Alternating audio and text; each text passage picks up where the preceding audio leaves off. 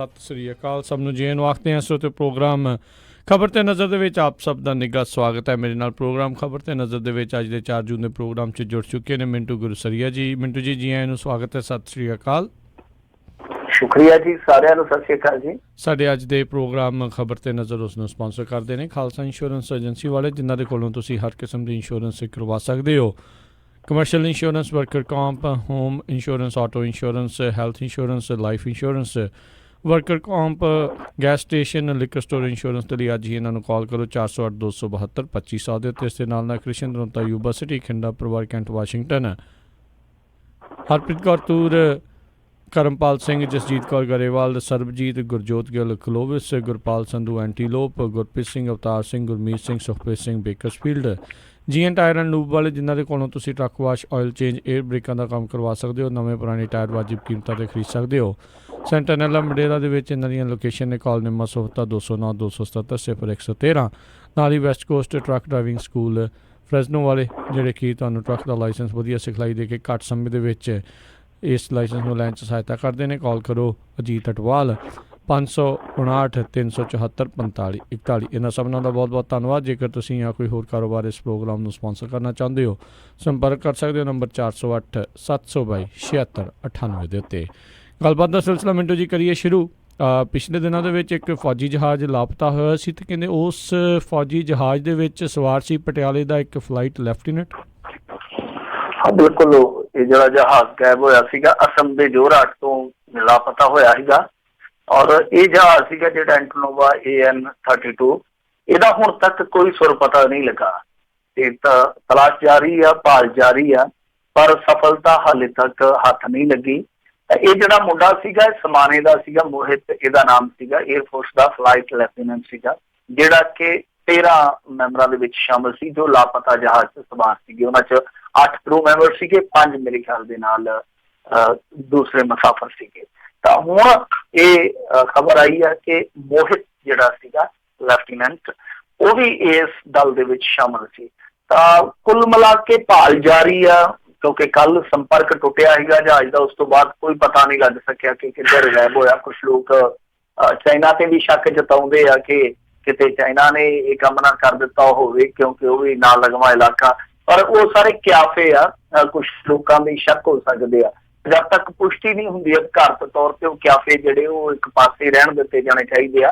ਦੂਸਰੇ ਪਾਸੇ ਜੇ ਆਪਾਂ ਦੇਖੀਏ, ਇਹ ਦੂਸਰਾ ਜਹਾਜ਼ ਆ, ਕਿਉਂਕਿ ਕੁਛ ਸਾਲ ਪਹਿਲਾਂ, ਮੇਰੇ ਖਿਆਲ ਦੇ ਨਾਲ 3 ਕੁ ਸਾਲ ਪਹਿਲਾਂ ਹੋਏ ਆ, ਬੀਤੇ 3 ਸਾਲ ਪਹਿਲਾਂ ਦੀ ਗੱਲ ਆ ਕਿ ਉਦੋਂ ਵੀ ਚੇਨਈ ਤੋਂ ਇਸੇ ਤਰ੍ਹਾਂ ਹੀ ਇੱਕ ਜਹਾਜ਼ ਉੱਡਿਆ ਸੀ, ਜਿਹਦੇ ਚ ਮੇਰੇ ਖਿਆਲ ਦੇ ਨਾਲ 15 ਜਣੇ ਸਵਾਰ ਸੀਗੇ, ਤਾਂ ਉਹ ਵੀ ਗਾਇਬ ਹੋ ਗਿਆ ਸੀਗਾ।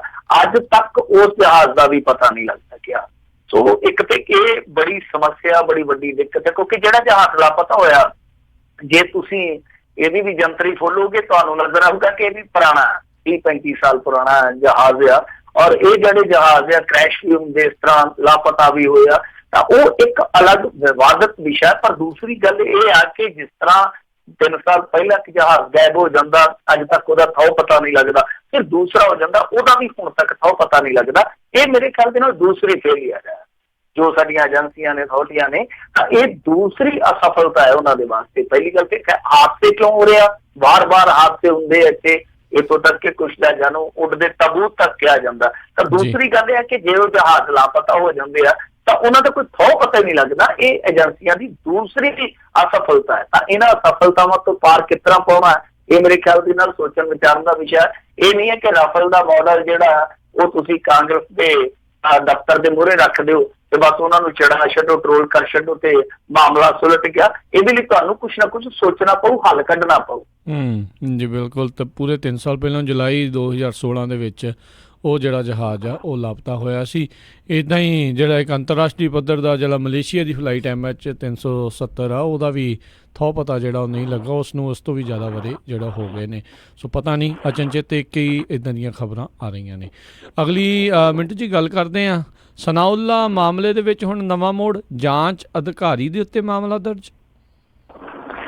ਦੇਖੋ, ਇਹ ਸਭ ਕੁਛ ਹੋਣਾ ਹੀ ਸੀਗਾ। ਸ਼ੱਕ ਸੁਭਾ ਸੀਗਾ ਜਿਹੜਾ ਉਹ ਸੀ, ਕਿਉਂਕਿ ਜਿਸ ਤਰੀਕੇ ਨਾਲ ਇਹ ਮਾਮਲਾ ਬਣਿਆ, ਆਪਾਂ ਕੱਲ ਵੀ ਗੱਲ ਕੀਤੀ ਸੀ ਕਿ ਬੜਾ ਵਿਚਿੱਤਰ ਜਿਹਾ ਮਾਮਲਾ, ਬੜਾ ਅਲੋਕਾਰੀ ਜਿਹਾ ਮਾਮਲਾ।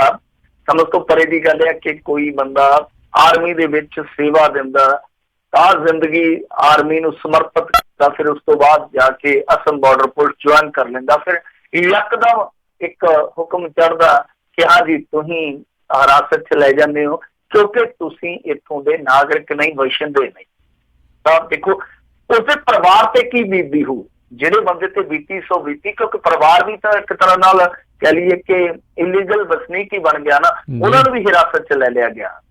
ਤਾਂ ਇਹ ਮਾਮਲਾ ਸੀਗਾ ਜਿਹੜਾ ਫਿਰ ਕੁਛ ਮੀਡੀਆ ਅਦਾਰਿਆਂ ਨੇ ਚੁੱਕਿਆ, ਕੁਛ ਤੇ ਤੁਹਾਨੂੰ ਪਤਾ ਕਿ ਉਹ ਦੂਸਰੇ ਵਜਨ ਚੁੱਕਦੇ ਚੁੱਕਦੇ ਹੀ ਕੁੱਬੇ ਹੋ ਜਾਂਦੇ ਆ।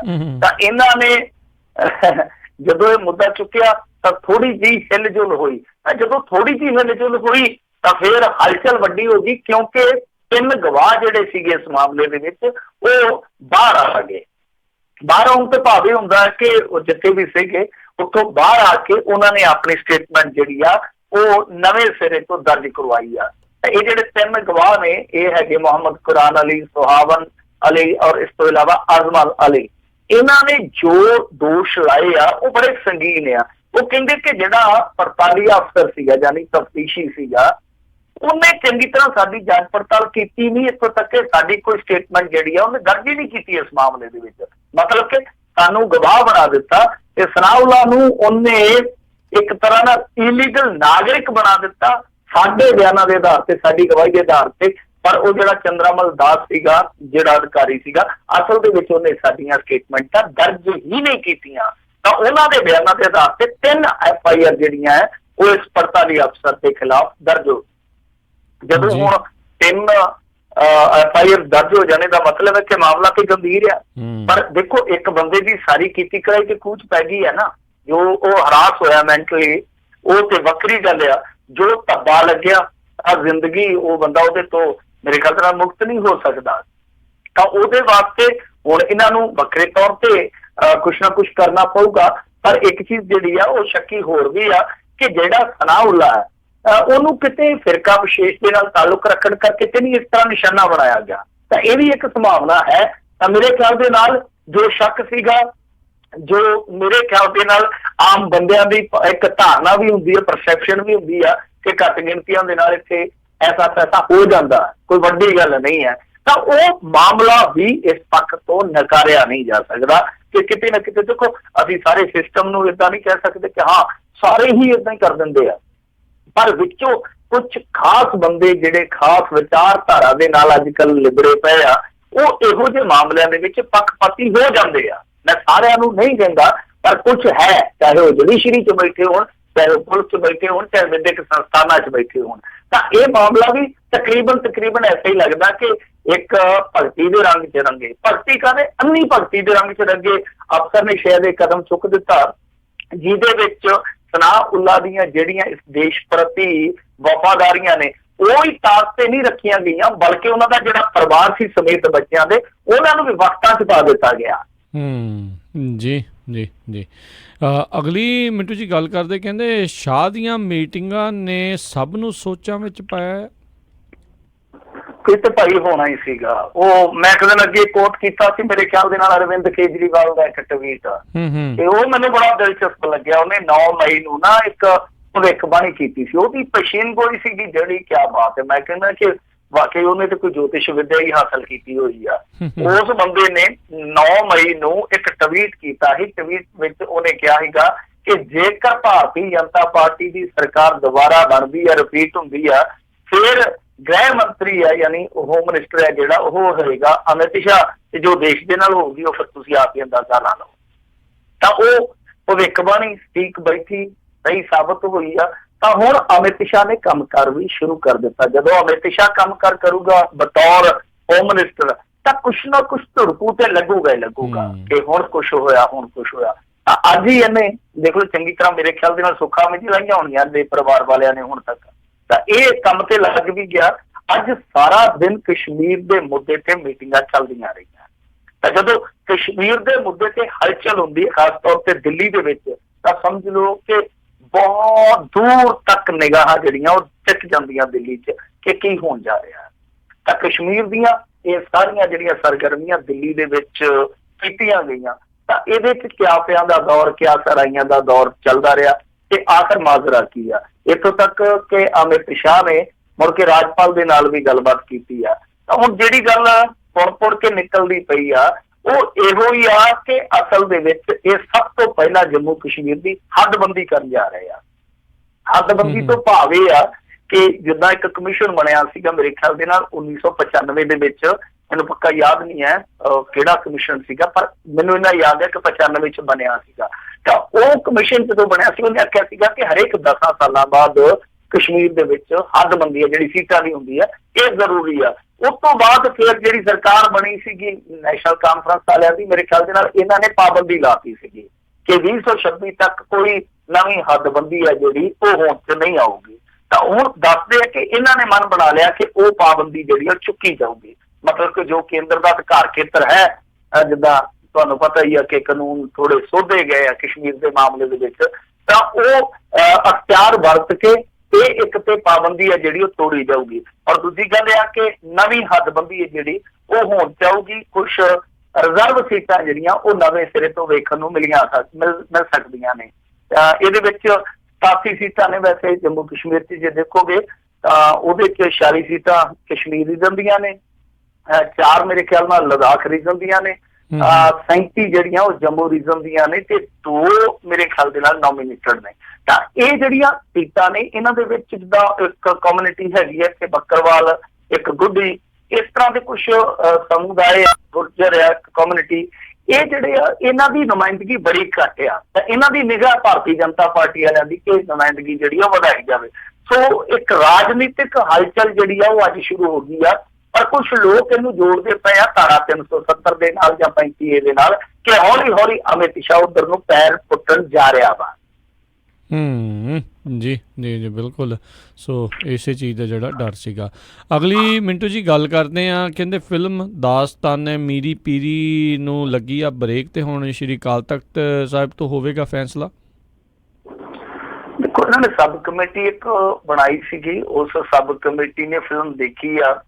ਪਹਿਲਾਂ ਤੇ ਉਹ ਜਿਹੜੇ ਫਿਲਮ ਦੇ ਨਿਰਮਾਤਾ ਸੀ ਉਹਨਾਂ ਨੇ ਆਖਿਆ ਕਿ ਅਸੀਂ ਐਤਰਾਜ਼ ਸਾਰੇ ਦੂਰ ਕਰ ਦਿੰਦੇ ਆ, ਪਰ ਜਦੋਂ ਇਸ ਕਮੇਟੀ ਨੇ ਫਿਰ ਦੁਬਾਰਾ ਫਿਲਮ ਵੇਖੀ ਤਾਂ ਇਹਨਾਂ ਨੇ ਕੁਛ ਐਤਰਾਜ਼ ਜਿਹੜੇ ਉਹ ਫਿਰ ਕਾਇਮ ਰੱਖੇ ਆ। ਤਾਂ ਕਹਿਣ ਦਾ ਭਾਵ ਇਹੋ ਆ ਕਿ ਐਤਰਾਜ਼ ਥੋੜੇ ਬਹੁਤੇ ਹੈਲੇ ਹੈਗੇ ਆ ਤੇ ਇਹਨਾਂ ਨੇ ਜਿਹੜੀ ਆਪਣੀ ਇੱਕ ਰਿਪੋਰਟ ਸੀਗੀ ਉਹ ਜਾ ਕੇ ਦੇ ਦਿੱਤੀ ਆ ਅਕਾਲ ਤਖਤ ਦੇ ਜਥੇਦਾਰ ਨੂੰ।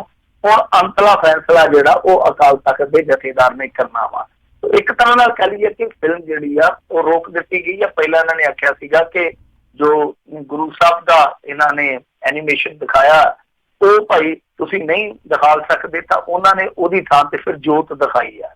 ਤਾਂ ਇਹ ਜਦੋਂ ਉਹਨਾਂ ਨੇ ਸੋਧ ਕਰ ਦਿੱਤੀ ਉਸ ਤੋਂ ਬਾਅਦ ਵੀ ਦੱਸਦੇ ਆ ਕਿ ਜਿਹੜੀ ਸਬ ਕਮੇਟੀ ਆ ਉਹ ਪੂਰਨ ਤੌਰ ਤੇ ਮੁਤਫਿਕ ਨਹੀਂ ਹੋਈ, ਹਾਲੇ ਵੀ ਫਿਲਮ ਦੇ ਨਾਲ ਸਹਿਮਤ ਨਹੀਂ ਹੋਈ।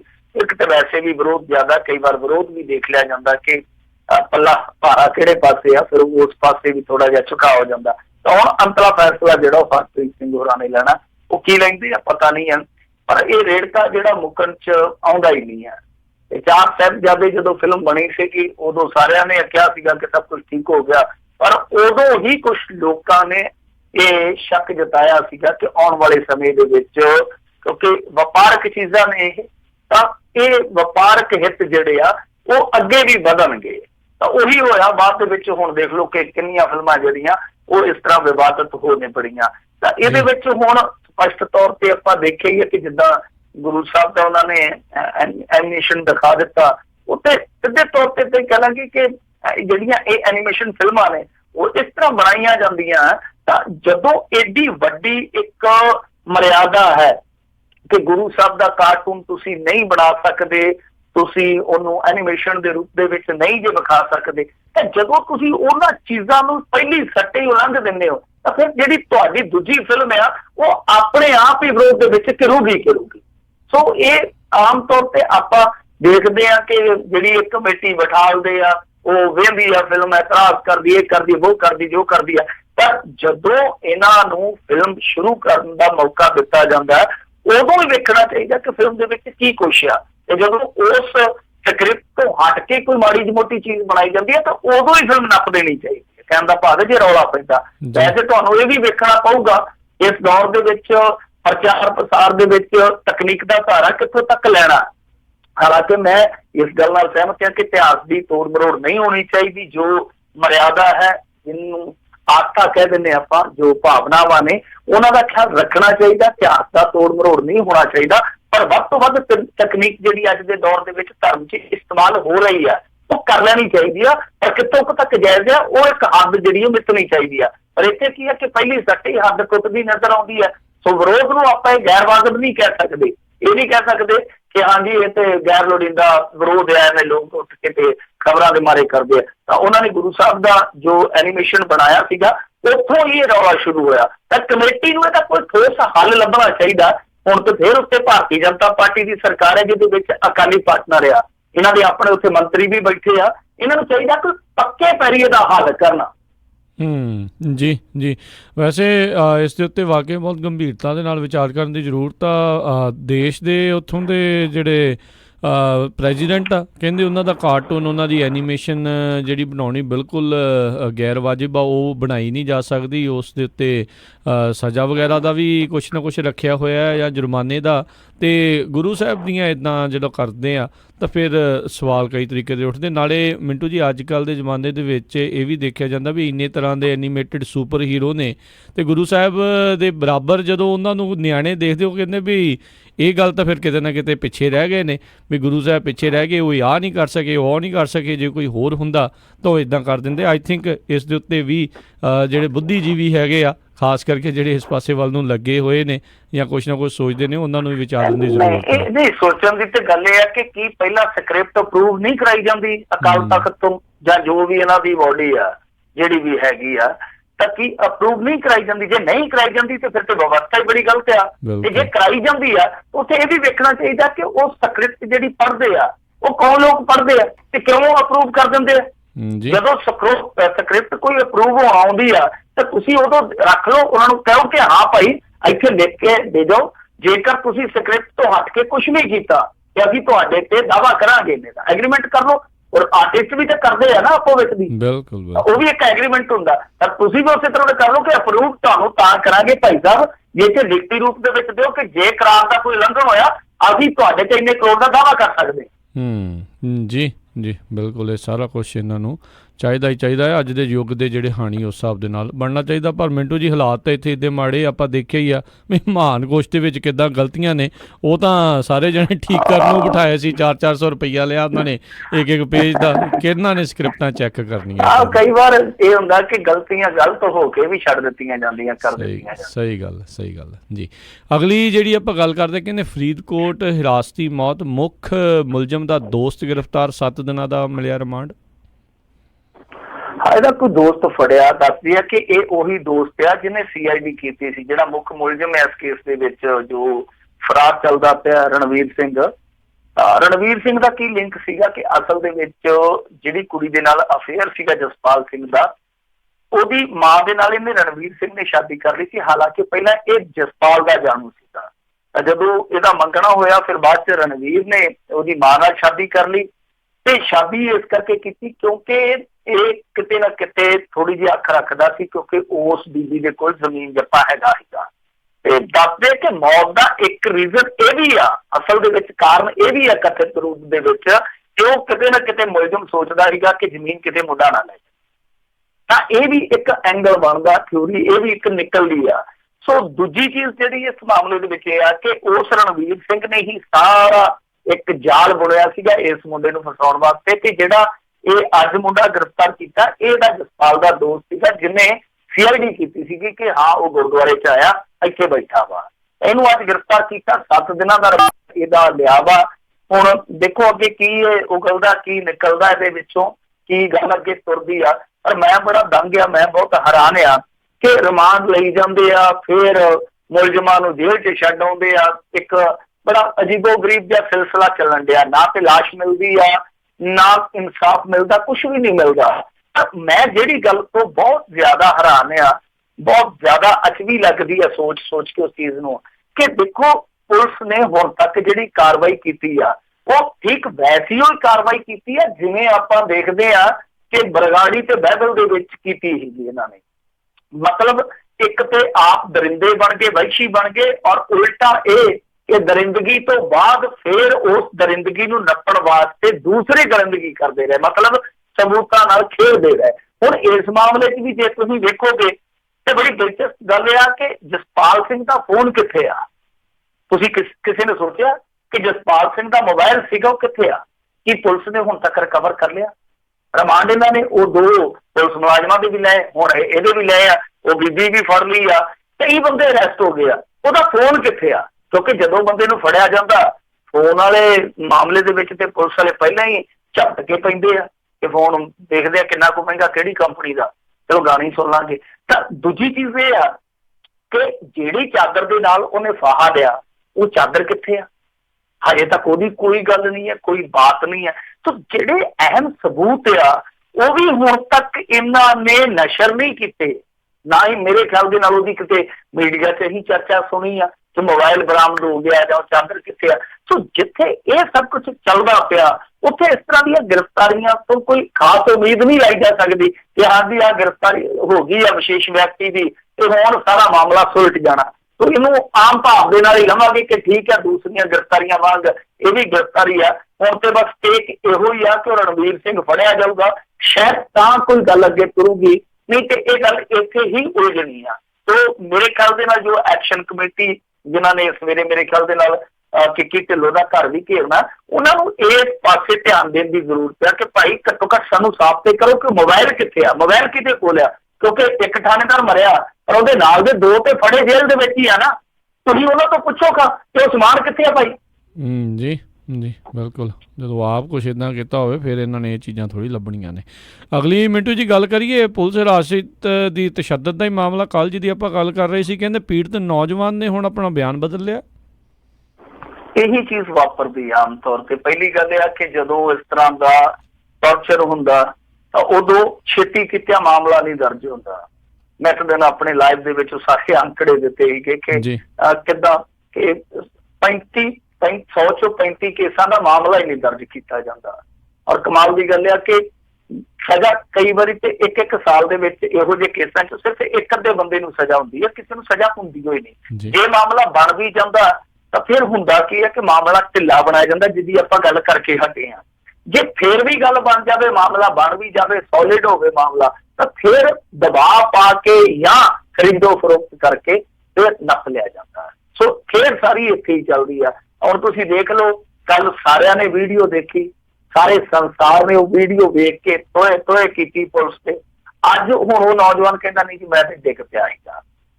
ਵੇਖੋ ਥਾਣੇ ਦੇ ਵਿੱਚ ਉੱਥੇ ਕਿਹੜਾ ਇਸ ਤਰ੍ਹਾਂ ਦੇ ਫੁਹਾਰੇ ਲੱਗੇ ਆ ਜਿਨ੍ਹਾਂ ਦੇ ਥੱਲੇ ਨਹਾਉਂਦਾ ਬੰਦਾ ਡਿੱਗ ਪੈਂਦਾ ਤੇ ਉਹਦਾ ਮਣਕਾ ਵੀ ਟੁੱਟ ਜਾਵੇ, ਉਹਦੇ ਨਾਲਾਂ 'ਚ ਵੀ ਸੱਟ ਲੱਗ ਜਾਵੇ, ਬੰਦਾ ਡਿੱਗਦਾ, ਚਲੋ ਚੂਕਣਾ ਟੁੱਟ ਗਿਆ, ਚਲੋ ਕੋਈ ਹੱਡੀ ਪਸਲੀ ਟੁੱਟ ਗਈ, ਚਲੋ ਕਿਤੇ ਤਿਲਕ ਕੇ ਡਿੱਗ ਵੀ ਪਿਆ ਮੰਨਦੇ ਆ। ਪਰ ਕਦੇ ਆਪਾਂ ਪੁਲਿਸ ਵਾਲਾ ਤਾਂ ਵੇਖਿਆ ਨਹੀਂ ਵੀ ਥਾਣੇ 'ਚ ਡਿੱਗ ਕੇ ਤੇ ਲੱਤ ਤੜਾ ਬੈਠਾ ਹੋਵੇ।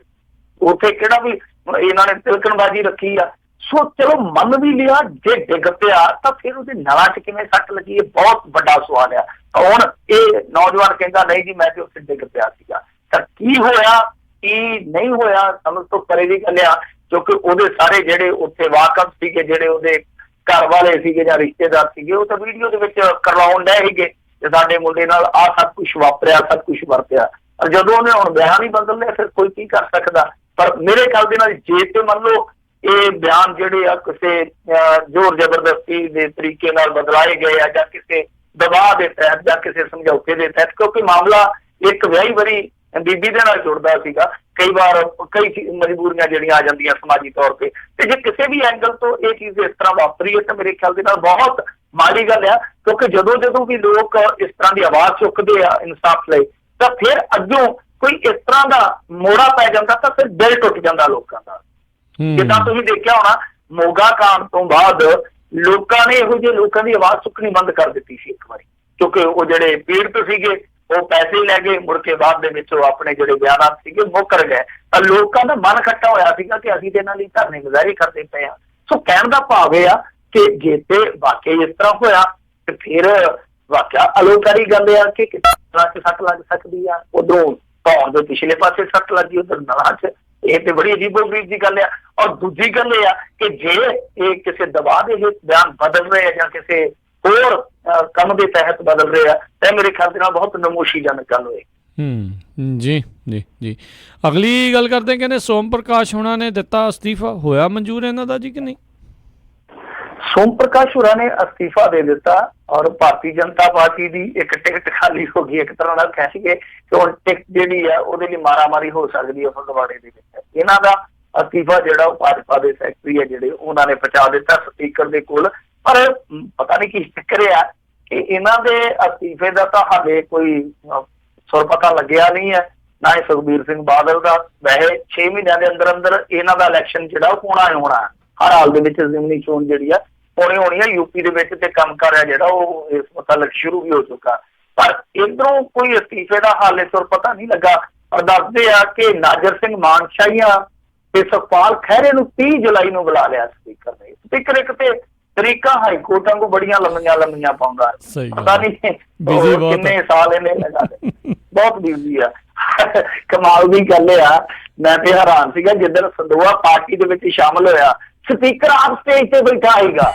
ਜਦੋਂ ਗੱਲ ਬਦਲੀ ਹੋ ਰਹੀ ਸੀ, ਬੰਦਾ ਕਰੂਗਾ ਕੀ? ਦੇਖੋ ਉਸ ਸਪੀਕਰ ਤੋਂ ਕੀ ਉਮੀਦ ਕਰ ਸਕਦੇ ਆ ਤੁਸੀਂ ਜਿਹਦੀ ਹਾਜ਼ਰੀ ਚ ਗੱਲ ਬਦਲੀ ਹੋ ਰਹੀ ਆ।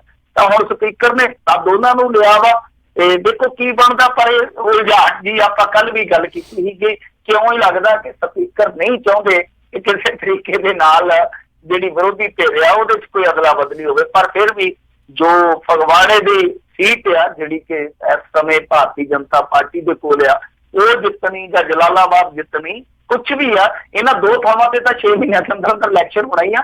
ਉੱਥੇ ਚੁਣੌਤੀ ਕਾਂਗਰਸ ਲਈ ਆ ਜਾਣੀ ਹੈ, ਤਾਂ ਉੱਥੇ ਪਤਾ ਲੱਗ ਜਾਊਗਾ ਕਿ ਚਾਂਦੀ ਕਿਹੜੇ ਭਾਅ ਵਿਕਦੀ ਆ।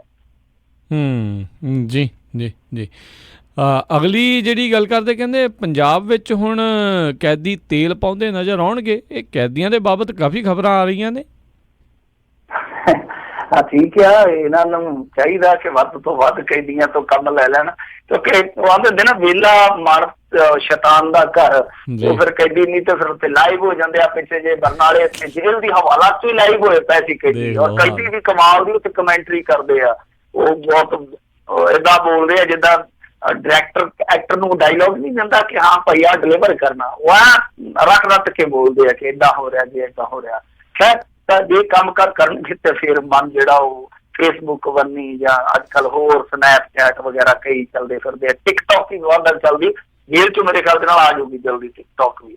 ਤਾਂ ਉਧਰ ਧਿਆਨ ਥੋੜਾ ਜਿਹਾ ਘੱਟ ਜਾਂਦਾ ਜੇ ਕੰਮ ਤੇ ਲੱਗੇ ਹੋਣਗੇ। ਤਾਂ ਇਹਨਾਂ ਨੇ ਇੱਕ ਪਾਇਲਟ ਪ੍ਰੋਜੈਕਟ ਲਿਆਂਦਾ ਪਟਿਆਲੇ ਜੇਲ੍ਹ ਵਾਸਤੇ ਕਿ ਉੱਥੇ ਪੈਟਰੋਲ ਪੰਪ ਹੋਏਗਾ, ਮਤਲਬ ਕਿ ਜੇਲ੍ਹ ਦੀ ਬਾਹਰ ਸਾਈਡ ਇਹ ਨਹੀਂ ਕਿ ਜੇਲ੍ਹ ਦੇ ਵਿੱਚ ਜਾਣਗੇ ਜਾਂ ਚੀਜ਼ਾਂ ਸਕੂਟਰ ਮੋਟਰਸਾਈਕਲ ਅੰਦਰ ਲੈ ਕੇ ਜਾਣਗੇ ਲੋਕ, ਤਾਂ ਬਾਹਰ ਪੈਟਰੋਲ ਪੰਪ ਹੋਏਗਾ ਤੇ ਉੱਥੇ ਪੈਟਰੋਲ ਡੀਜ਼ਲ ਭਰਨਗੇ ਜਿਹੜੇ ਉਹ ਕੈਦੀ ਹੋਣਗੇ। ਨੇਕ ਚਲਨੀ ਵਾਲੇ ਕੈਦੀ। ਨੇਕ ਚਲਨੀ ਤੋਂ ਭਾਵ ਇਹ ਹੁੰਦਾ ਕਿ ਜਿਨ੍ਹਾਂ ਦਾ ਅੰਦਰ ਟਰੈਕ ਰਿਕਾਰਡ ਵਧੀਆ ਹੁੰਦਾ, ਕੋਈ ਕਾਇਦਾ ਕਾਨੂੰਨ ਨਹੀਂ ਤੋੜਦੇ, ਕੋਈ ਲੜਾਈ ਝਗੜਾ ਨਹੀਂ ਕਰਦੇ, ਉਹਨਾਂ ਨੂੰ ਨੇਕ ਚਲਨੀ ਵਾਲੇ ਕਹਿੰਦੇ ਆ। ਤਾਂ ਨੇਕ ਚਲਨੀ ਵਾਲੇ ਜਿਹੜੇ ਕੈਦੀ ਹੋਣਗੇ ਉਹ ਪੈਟਰੋਲ ਪੰਪ ਚਲਾਉਣਗੇ। ਤਾਂ ਠੀਕ ਆ, ਇਹੋ ਜਿਹੇ ਕੰਮ ਕਰਨੇ ਚਾਹੀਦੇ ਆ। ਪਰ ਬਾਹਰ ਹੀ ਕਿਉਂ ਜੇਲ੍ਹ ਦੇ ਅੰਦਰ ਵੀ? ਮੈਂ ਤਾਂ ਕਹਿੰਦਾ ਕਿ ਦੇਖੋ ਅੱਜ ਦੇ ਤਰੀਕ ਦੇ ਵਿੱਚ, ਅੱਜ ਦੇ ਦੌਰ ਦੇ ਵਿੱਚ ਜੇ ਤੁਸੀਂ ਵੇਖੋਗੇ ਤਾਂ ਬਹੁਤੇ ਮੁੰਡੇ ਆ ਜਿਹੜੇ ਉਹ ਜੇਲ੍ਹਾਂ ਦੇ ਵਿੱਚ ਆ, ਨੌਜਵਾਨ ਆ, ਖਾਸ ਤੌਰ ਤੇ 30-35 ਸਾਲ ਤੱਕ ਦੇ।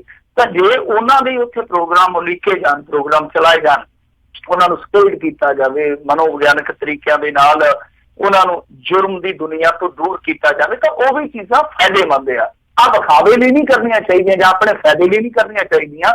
ਜੇ ਕ੍ਰਾਈਮ ਰੇਟ ਘਟਾਉਣਾ ਵਾ ਤਾਂ ਫਿਰ ਤੁਹਾਨੂੰ ਜੇਲ੍ਹ ਦੇ ਅੰਦਰ ਵੀ ਇਸ ਤਰ੍ਹਾਂ ਦੇ ਪ੍ਰੋਜੈਕਟ ਲਿਆਉਣੇ ਪੈਣਗੇ। ਜੀ ਜੀ ਜੀ। ਤੇ ਮਿੰਟੂ ਜੀ ਬਹੁਤ ਬਹੁਤ ਤੁਹਾਡਾ ਧੰਨਵਾਦ ਕਰਦੇ ਹਾਂ, ਤੁਸੀਂ ਸਾਡੇ ਨਾਲ ਜੁੜੇ, ਇਹਨਾਂ ਖਬਰਾਂ ਬਾਰੇ ਤੁਸੀਂ ਜਾਣਕਾਰੀ ਦਿੱਤੀਆਂ। ਅਗਲੀ ਵਾਰ ਤੱਕ ਲਈ ਬੜੀ ਮਿਹਰਬਾਨੀ। ਪਿਆਰ ਭਰੀ ਸਤਿ ਸ਼੍ਰੀ ਅਕਾਲ ਜੀ। ਸਤਿ ਸ਼੍ਰੀ ਅਕਾਲ ਜੀ। ਜੀ। ਤੇ ਇੱਥੇ ਜਿਹੜੇ ਸਰੋਤੇ ਪ੍ਰੋਗਰਾਮ ਅੱਜ ਦਾ ਖਬਰ ਤੇ ਨਜ਼ਰ ਸਮਾਪਤ ਆ। ਮਿਲਦੇ ਹਾਂ ਅਗਲੀ ਵਾਰ, ਉਦੋਂ ਤੱਕ ਲਈ ਮੇਰੇ ਵੱਲੋਂ ਵੀ ਪਿਆਰ ਭਰੀ ਨਿੱਘੀ ਸਤਿ ਸ਼੍ਰੀ ਅਕਾਲ ਜੀ। ਉਹਦੇ ਵਾਸਤੇ ਰਹੋ, ਹੱਸਦੇ ਖੇਡਦੇ ਰਹੋ, ਸੁਣਦੇ ਰਹੋ ਪੰਜਾਬੀ ਰੇਡੀਓ USA।